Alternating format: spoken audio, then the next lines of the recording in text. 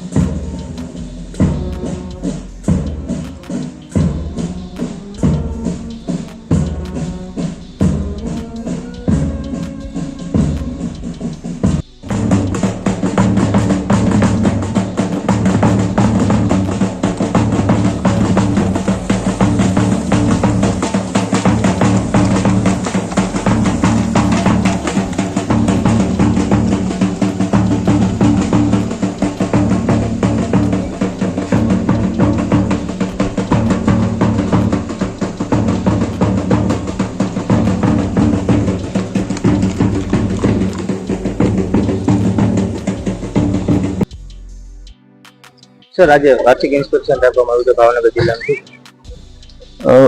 વાર્ષિક ઇન્સ્પેક્શન એ પોલીસ વિભાગમાં રૂટીન પ્રક્રિયા છે।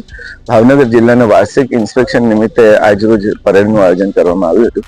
સેરેમોનિયલ પરેડમાં અલગ અલગ પ્રકારની ડ્રીલનું પણ નિદર્શન અત્યારે થવા જઈ રહ્યું છે, જે આ રૂટીન પ્રક્રિયા છે। એસપીસીના બાળકોએ પણ આમાં ભાગ લીધો છે, બેન્ડિટનું પણ નિર્દેશન કરવામાં આવનાર છે, શારીરિક સૌષ્ઠવની કસોટીઓ પણ લેવામાં આવનાર છે।